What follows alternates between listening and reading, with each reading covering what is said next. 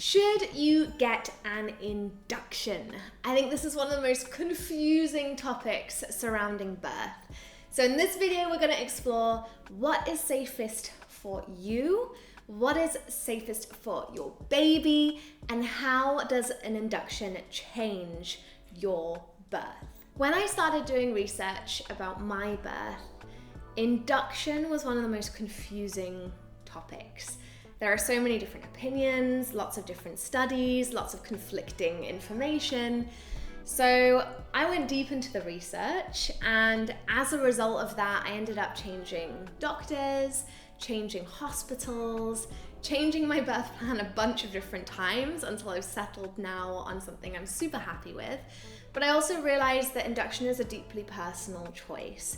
So in this video, I'm going to show you a bunch of different studies and a lot of different information so that you can balance those out and figure out what's best for your birth, for you, and for your baby.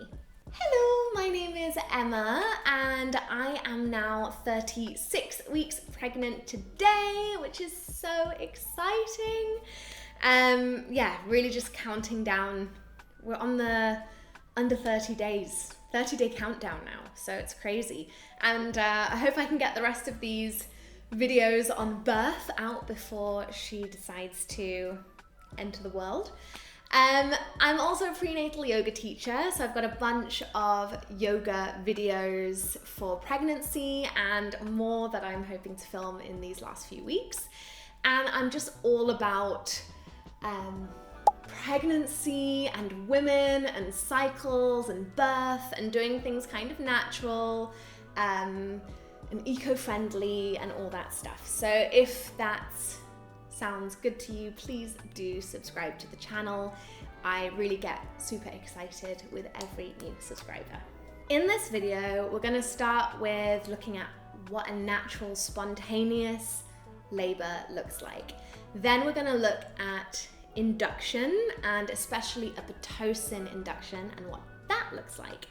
Then we're going to finally look at why have an induction and a few different studies such as the ARRIVE study and the Hannah post-term study as well, so that you can finally start to see a balanced picture and decide what's right for you. Let's start by looking at a natural spontaneous labor. Spontaneous labor just means that you haven't been induced. So as your body naturally goes into labor, a lot of different things happen to prepare you. First of all, if you want to know more about when you're most likely to go into spontaneous labor and a bunch of other good info, the previous video was all about birth timing and when you're most likely to go into labor, baby's last few weeks of development, etc. So do check that video out if you haven't already. So your body has decided, let's go, let's birth this baby.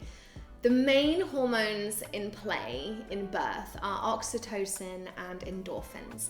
And oxytocin starts to build in the days and hours in the lead up to labor.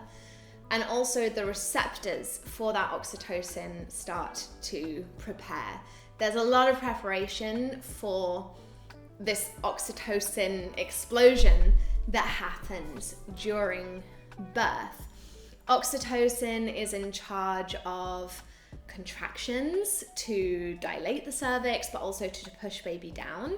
But not only that, oxytocin also prepares the brain for pain relief. So within the brain, it binds to receptors and gives you natural pain relief. You can boost oxytocin by doing different things all around love, such as feeling comfortable, feeling private, having massage, having your loved ones, words of affirmation. There's a bunch of really good info on that in my Ina May's Guide to Childbirth video, or read the book on how to sort of really play into that oxytocin relationship for birth. Another really cool function of oxytocin is it protects the fetus's brain from oxygen deprivation during labor.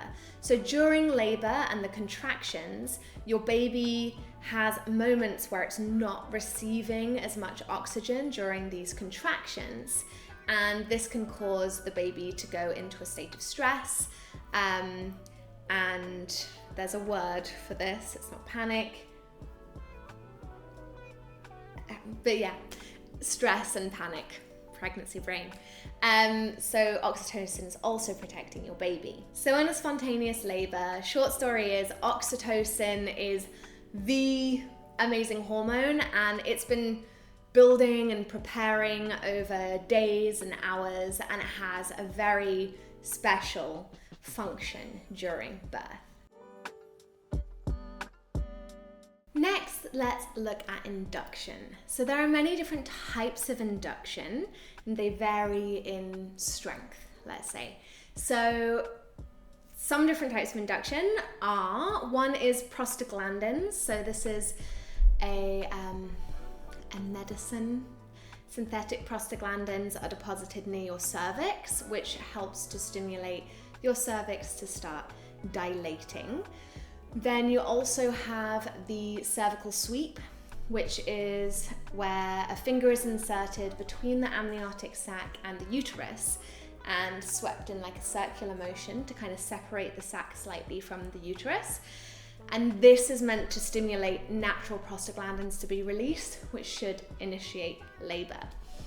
Another way of using prostaglandins to initiate labor is sex, because sperm are the highest natural source of prostaglandins. However, stick on the medical. You also have a balloon which can be inserted. You need to be slightly dilated already in order to do this, but they put a balloon up into your cervix to manually dilate it a little to kind of push it open and encourage labor to start. Then you've got the amniotomy, which is breaking of your waters, and they do this with something that looks a little bit like a crochet hook. And this one is, once your waters have broken, you need to kind of have labor initiated within 24 hours or so. Otherwise, you're at risk of developing an infection to the baby. So that's one thing to be aware of.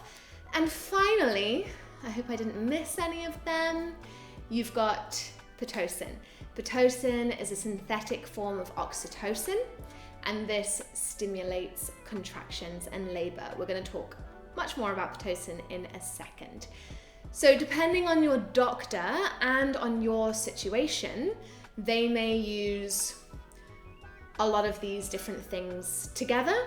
They may say, okay, come in for a sweep. If you're still not in labor 2 days later, we'll do the prostaglandins. And if you're still not in labor, then we'll do this.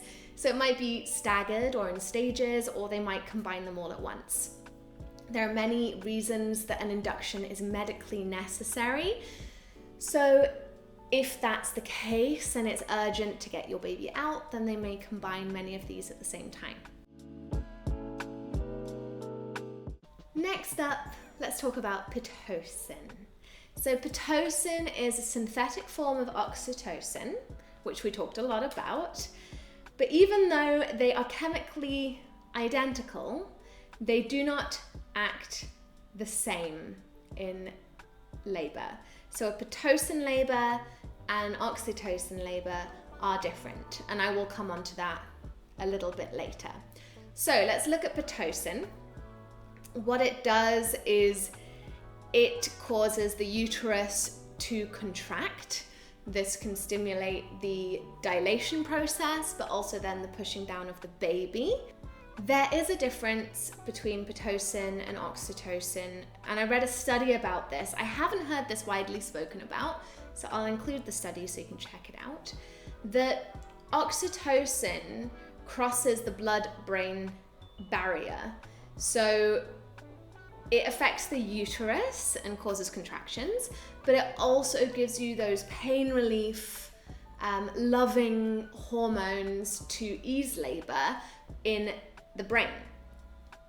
Pitocin doesn't have that brain part. It can't cross over to the brain. I'm not a doctor, so I don't know how this exactly works, but so Pitocin is purely focused on the contractions, but you don't get the pain relief side. Equally, it doesn't cross the blood-brain barrier for the fetus, so the fetus doesn't get those neuroprotective effects to protect the brain from oxygen depletion. So if you think about it, one, contractions are more intense because of the way it's delivered, and it's not a gradual increase over days and hours. It's intense straight away. Plus, you don't have that neuroprotective effect, so baby is more likely to go into distress during labor. That is something to be aware of. Because of the intensity of the contractions with Pitocin, it's extremely rare, but uterine rupture is possible with Pitocin, and there have been cases where the uterus is working so hard that it ruptures, causing a lot of bleeding, and it's a very dangerous situation for mother to be in. For this reason, the FDA has actually classed Pitocin as a black box medication or medicine substance, which is the most severe warning for any substance, which means that it carries great risk and should be used responsibly and when it's medically appropriate. So do research into Pitocin. We're going to talk more about what a Pitocin labor looks like, but this isn't a drug just to be taken lightly, and I think doctors should have more responsibility in explaining these risks to us than just saying, making an induction sound like nothing. It's something. It might still be the right decision, but it doesn't come without some risks. So what does labor with Pitocin look like? So we talked a lot about spontaneous labor with all the lovey-dovey oxytocin going on and pain relief and things. Of course, labor is still hard work, but with Pitocin, we don't have that gradual build-up for the contractions. It's much more intense from the get-go. So you don't have that gradual build-up and contractions where in a spontaneous labor, you could be in labor for hours that are super mild and manageable. With Pitocin, it goes to the intense side of the scale much faster. So that's something to be aware of. And then you don't have those pain relief effects from oxytocin. So it is a more painful experience. What this then leads to is what's commonly known as the cascade of interventions. So if you have a Pitocin induction, you are more likely, not to say that it's inevitable, but you're more likely to need pain relief in the form of an epidural. If you have an epidural, you're not able to be as active in birth, you're confined to the bed, and regardless, you're on a drip for the Pitocin anyway, so you're not able to be as active. So you're less active.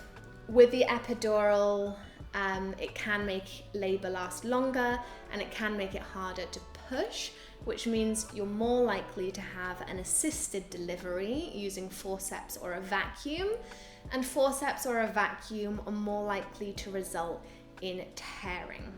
So this is what we see as the cascade of intervention. Plus the fetus, have I been saying fetus a lot? Is it still a fetus? I just feel it's a baby.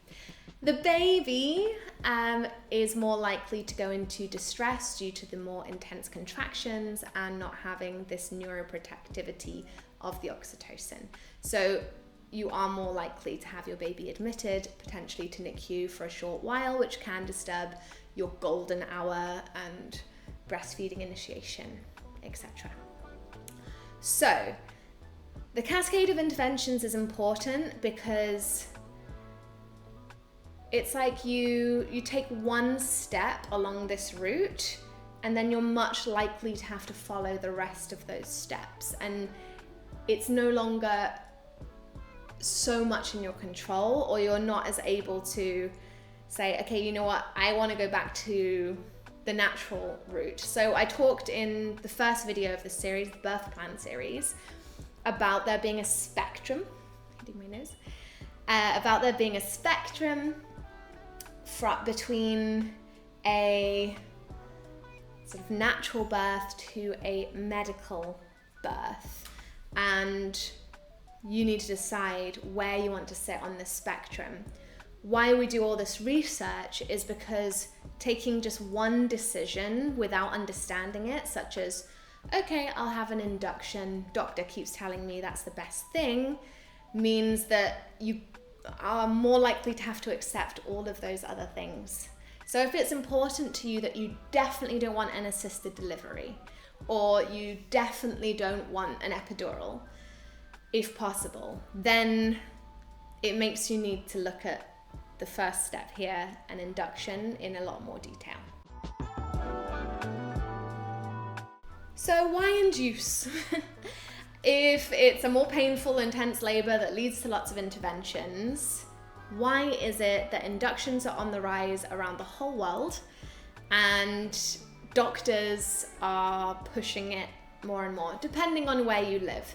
So I live in Dubai, and here it's very much an induction mentality. I couldn't find any stats on just how high it is, but from word of mouth and people I speak to, doctors push quite hard for induction at 39 weeks, routine induction. So why? There must be a reason doctors aren't just wanting us to have more painful labors. So there's one main study that has sort of skyrocketed the cases of routine induction at 39 weeks, and that's the ARRIVE study. So the ARRIVE study was done in 2018. Before the ARRIVE study, it was widely known and accepted that induction led to twice the risk of having a C-section. This was the understanding at the time. After the ARRIVE study, this changed. The ARRIVE study shows that having a routine induction at 39 weeks reduces your chance of having a C-section than if you waited till later on. So let me go into detail because this one is confusing and a little complicated. Okay, so there were two groups in this study. Group number 1 were women who were induced routinely at 39 weeks. There were no medical reasons for the induction. They just were scheduled. You're going to have an induction at 39 weeks regardless. Okay, so that's group 1. Group 2 is everybody else. So this is important. It's people who went into spontaneous labor, just natural labor like we've talked about, after 39 weeks. It's women who needed inductions for medical reasons after 39 weeks. And it includes women who needed C-sections for medical reasons after 39 weeks. So the second group also includes inductions for medical reasons and includes C-sections for medical reasons.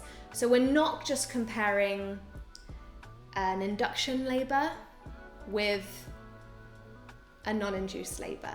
It's not that black and white. So what did the study find? So for group 1, the routine inductions at 39 weeks, there was a C-section rate of 19%. So 19% of those labors resulted in a C-section, an emergency C-section. In group 2, so everybody else, of those people, there was a 22% chance that there was a C-section, okay? And this is the comparison. So they're pretty similar, first of all, 19%, 22%, not a huge difference. But the important thing to compare here is as pregnancy progresses, and I talk about this in my previous video on when are you going to go into labor, as pregnancy progresses, your risks do go up as the mother. Your risks go up that you get preeclampsia, that you get an infection, or there can be many reasons. The fluid in the amniotic sac becomes too low. There's many things that can happen that then require you to have a medically needed induction or C-section. So that's just a really important part to bear in mind, okay? So what made this clearer for me, like the whole, more of a whole picture look at this, is the Hannah post-term study. So in the Hannah post-term study, we have 2 groups, similar to the ARRIVE study. Group 1 is the induction group. In the induction group, they either had spontaneous labor between 41 weeks and 4 days, or if they hadn't had spontaneous labor, they were induced at 41 weeks and 4 days, okay?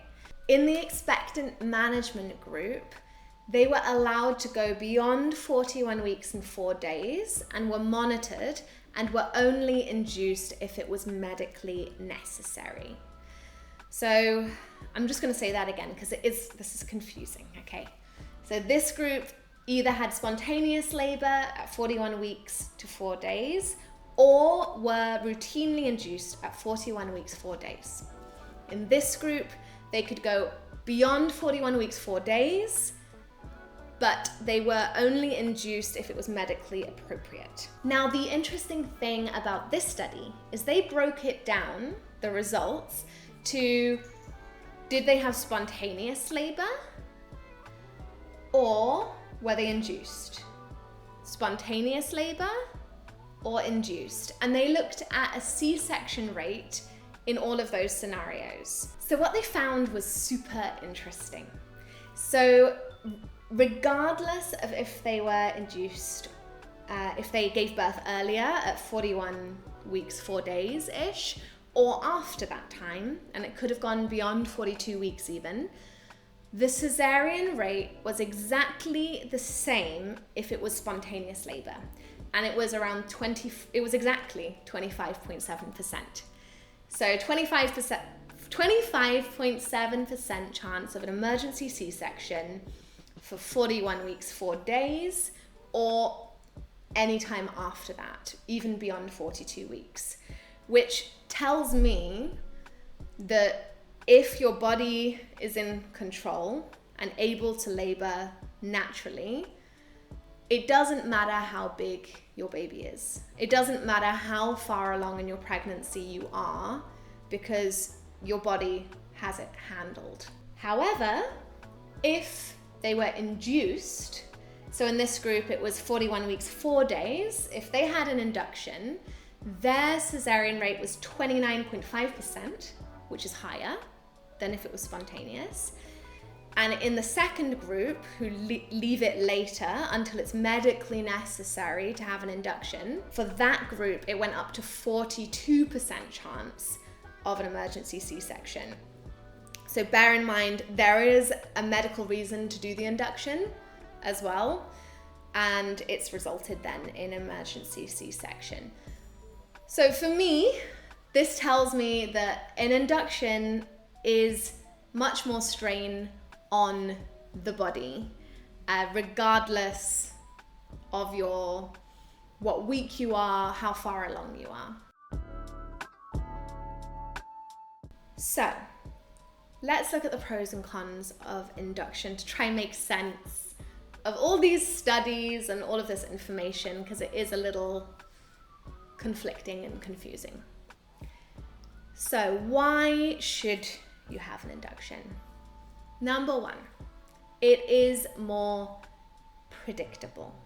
If you'd want to know when you're going to give birth and not be thinking you're coming, am I in labor, am I not, for weeks on end, then that's a legitimate reason. Number two, technically, C-section rates, emergency C-section rates are lower if you just have a routine induction at 39 weeks than if you wait longer. You have less time spent at appointments with the doctor and waiting for labor to start. If you have a routine induction at 39 weeks, you don't need to come in all the time for your 40 week, 41, 42, if your pregnancy lasts longer. If you look at it from a medical point of view, things like having the cascade of interventions and having an epidural, tearing, etc., are all minor issues that are very easy to resolve with modern medicine. And you have less chance of developing some kind of medical issue with your pregnancy if you induce at 39 weeks, then you're not waiting for something else to happen, which could then cause you stress. If it's important to you to have a natural birth without pain medication, such as an epidural, then it's better to wait, because as we discussed, an induction is going to be more painful and you're more likely to need pain medication. Spontaneous labor is lower risk for C-section rates than an induced labor, as we saw from the Hannah post-term study. And you avoid the risks of Pitocin for both you as mother and having potential uterine ruptures, or for your baby who's going to have higher likelihood of going into distress because of oxygen depletion. So overall, why wait? If you really want to have a more natural experience of birth, a more enjoyable labor and birthing experience, and if you're okay to deal with the potential stress of staying pregnant longer and keeping on top of any symptoms, visiting your doctor regularly, and that there might potentially be an issue that arises, then it's better to wait. So that's why, again, birth plan is so important to think about and so individual and personal, because there is no right and no wrong answer. What did I do? I still decided, sorry, she is pushing me. I decided to, that I didn't want an induction, that I'm more hippie-minded, and I have this strong belief that natural is best, and my body and baby know best when they want to be born. And for me, it's really important that I want to try and have a natural birth without an epidural. And for me, it's worth being pregnant longer and to stay vigilant and see my doctor regularly in case there's any issue. And if I need an induction for medical reasons, I will have one. And if I need a cesarean for medical reasons, I will have one. But I'm going to try my best for that spontaneous labor to feel all those natural oxytocin effects and do it the way that I feel I was born to do it. But that's just me. Thank you so much for watching this video. This is part of a birth series. So I've already done 2 videos. One was on, do you need a birth plan? 2 was on, when is your labor most likely to start, and all around birth timing and what's going on in baby development and things in the lead up to labor. And next up we have a video all about cesareans. So that's also a hot topic on birth, whether you're considering having an elective C-section where you choose to have a C-section, or if you end up having an emergency C-section, it's good to know.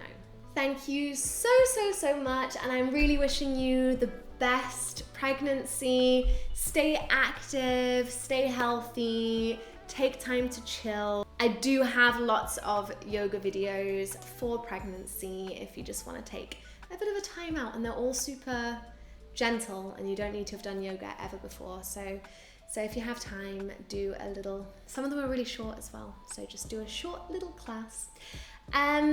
Lovely, I look forward to seeing you in the next video, and please do subscribe to the channel so you don't miss it. Have a lovely day.